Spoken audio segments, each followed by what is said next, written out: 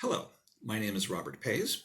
I am the son of Royal Oz historian Rachel Cosgrove Payes, and today it's my great pleasure to be able to read to you Chapter 13 of The Wonderful Wizard of Oz by L. Frank Baum.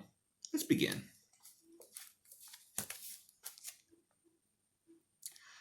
The Cowardly Lion was much pleased to hear that the Wicked Witch had been melted by a bucket of water, and Dorothy at once unlocked the gate of his prison and set him free.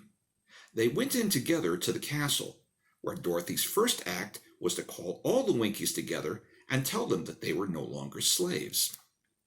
There was great rejoicing among the yellow Winkies, for they had been made to work hard during many years for the Wicked Witch, who had always treated them with great cruelty. They kept this day as a holiday then, and ever after, and spent the time in feasting and dancing. "If our friends, the Scarecrow and the Tin Woodman, were only with us," said the Lion, "I should be quite happy." "Don't you suppose we could rescue them?" asked the girl anxiously. "We could try," answered the Lion. So she chose a number of the Winkies who looked as if they knew the most, and they all started away.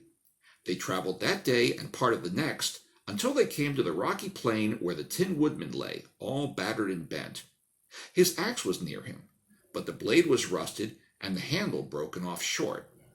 The Winkies lifted him tenderly in their arms and carried him back to the yellow castle again, Dorothy shedding a few tears, by the way, at the sad plight of her old friend, and the Lion looking sober and sorry. When they reached the castle, Dorothy said to the Winkies, "Are any of your people tinsmiths?" "Oh, yes, some of us are very good tinsmiths," they told her. "Then bring them to me," she said. And when the tinsmiths came, bringing with them all their tools in their baskets, she inquired, "Can you straighten out those dents in the Tin Woodman, and bend him back into shape again, and solder him together where he is broken?" So they set to work in one of the big yellow rooms of the castle, and worked for 3 days and 4 nights, hammering and twisting and bending and soldering and polishing and pounding at the legs and body and head of the Tin Woodman, until at last he was straightened out into his old form, and his joints worked as well as ever. To be sure, there were several patches on him, but the tinsmiths did a good job, and as the Woodman was not a vain man, he did not mind the patches at all. When at last he walked into Dorothy's room and thanked her for rescuing him, he was so pleased that he wept tears of joy, and Dorothy had to wipe every tear carefully from his face with her apron, so his joints would not be rusted. At the same time, her own tears fell thick and fast at the joy of meeting her old friend again, and these tears did not need to be wiped away. As for the Lion, he wiped his eyes so often with the tip of his tail that it became quite wet, and he was obliged to go out into the courtyard and hold it in the sun till it dried. "If we only had the Scarecrow with us again," said the Tin Woodman, when Dorothy had finished telling him everything that had happened, "I should be quite happy." "We must try to find him," said the girl. So she called the Winkies to help her, and they walked all that day and part of the next until they came to the tall tree in the branches of which the winged monkeys had tossed the Scarecrow's clothes. It was a very tall tree, and the trunk was so smooth that no one could climb it. But the Woodman said at once, "I'll chop it down, and then we can get the Scarecrow's clothes." Now, while the tinsmiths had been at work mending the Woodman himself, another of the Winkies, who was a goldsmith, had made an axe handle of solid gold and fitted it to the Woodman's axe, instead of the old broken handle. Others polished the blade until all the rust was removed and it glistened like burnished silver.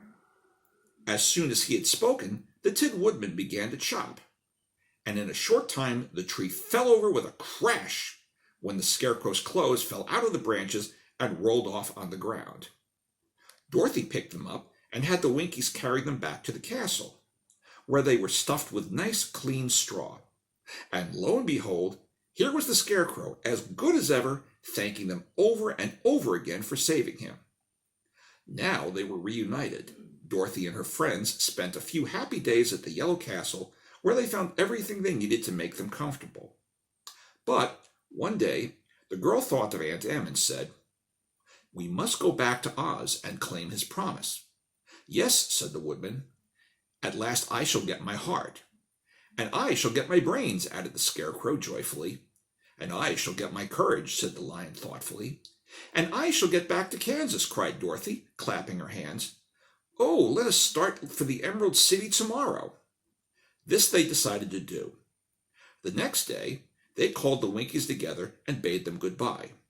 The Winkies were sorry to have them go, and they had grown so fond of the Tin Woodman that they begged him to stay and rule over them and the Yellow Land of the West.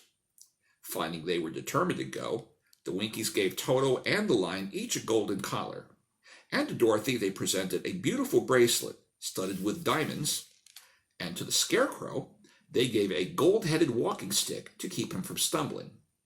And to the Tin Woodman they offered a silver oil can inlaid with gold and set with precious jewels. Every one of the travelers made the Winkies a pretty speech in return, and all shook hands with them until their arms ached. Dorothy went to the witch's cupboard to fill her basket with food for the journey, and there she saw the golden cap. She tried it on her own head and found that it fitted her exactly. She did not know anything about the charm of the golden cap, but she saw that it was pretty, so she made up her mind to wear it and carry her sunbonnet in a basket. Then, being prepared for the journey, they all started for the Emerald City, and the Winkies gave them 3 cheers and many good wishes to carry with them. That concludes this chapter, but we will be posting other chapters very, very soon. Thanks for listening.